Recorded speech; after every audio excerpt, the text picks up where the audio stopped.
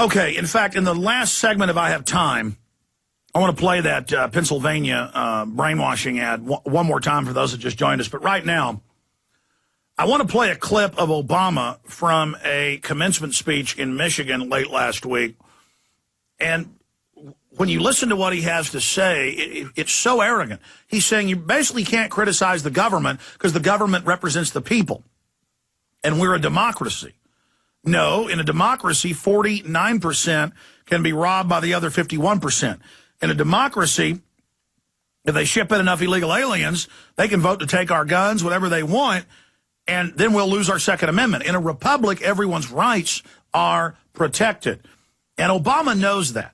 He understands that. So this message of when you criticize the government, you're criticizing the people. No, the government, when it's outside the Bill of Rights and Constitution, it is our right, it is our duty to overthrow it according to the Declaration of Independence. But see, that's terror talk today because we're facing somebody similar to King George III. Let's go ahead and play this first clip. Sometimes regulations fail, and sometimes their benefits don't justify their costs. But what troubles me is when I hear people say that all of government is inherently bad. And one of my favorite signs during the healthcare debate was somebody who said, "Keep your government hands out of my Medicare."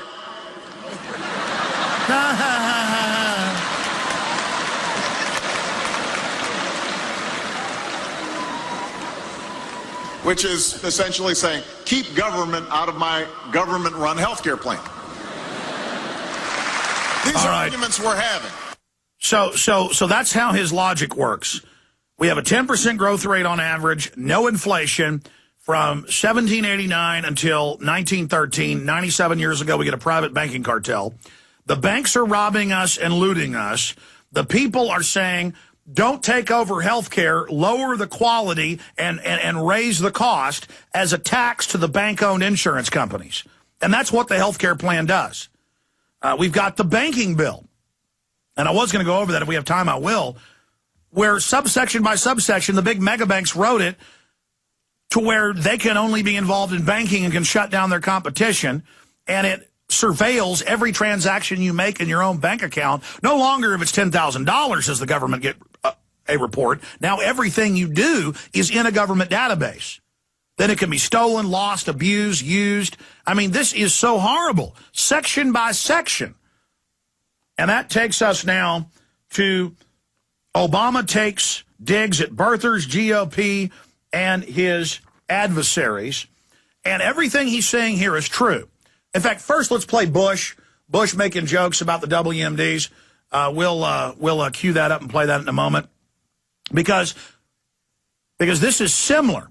This is similar to what Obama's doing, telling the truth. Bush makes jokes looking under his desk. No WMDs there, no WMDs here. It's a joke to kill 1 million people. It's a joke to take us to war. It's a joke for thousands of our troops to die. Here it is.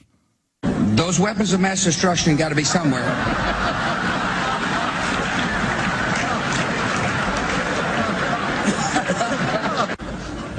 Nope, no weapons over there.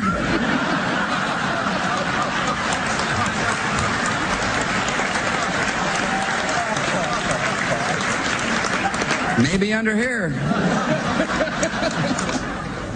And it turns out in another clip we have up on InfoWars, we don't have time to play, Obama jokes about killing people via drones.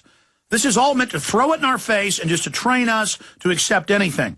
Now, here's Obama saying, at least my ratings are high at the place of my birth. A joke about him being born in Kenya. And the AP interprets that as I do. This is a big joke. Here is that clip. Except for my approval ratings, which have just gone down. But that's politics. It doesn't bother me. Besides, I happen to know that my approval ratings are still very high in the country of my birth. See, flaunting it in your face. We know he was born there, but it's 100% he was an Indonesian citizen and gave up his U.S. citizenship, making him ineligible. The next one is one of the most disgusting. All of my jokes here tonight are brought to you by our friends at Goldman Sachs. They actually put him in office. It's true. Don't worry, because they make money whether you laugh or not. See, it's saying, we don't care if you're laughing. We're going to rob you, and that's the end of it. We're the mafia. So shut up and take it. Here he is. By the way, all of the jokes here tonight are brought to you by our friends at Goldman Sachs. So you don't have to worry. They make money whether you laugh or not. See, and Republicans like Bush joking about 1 million dead Iraqis. Well, now you're going to see Obama joke about taking your pension fund. As we go out to break, let's play this last clip, which is actually true. There are hundreds of provisions in the bill that he lied about. Here it is. Some Republicans have suggested that the bill contains a few secret provisions. Now, that's ridiculous. There aren't a few secret provisions in the health care plan. There are like hundreds. See, this is their rare time. Tonight, meeting with tens of thousands of elitist scum and the lying corporate media there, laughing and joking because they all feel like they're the winners who have buffaloed the American people. Yes, there were hundreds of provisions, just like in the banking bill. So you heard Obama. He said, this whole thing is brought to you by Goldman Sachs, one of the key central banks robbing everybody. And don't worry, because even if you don't laugh, they're making their money.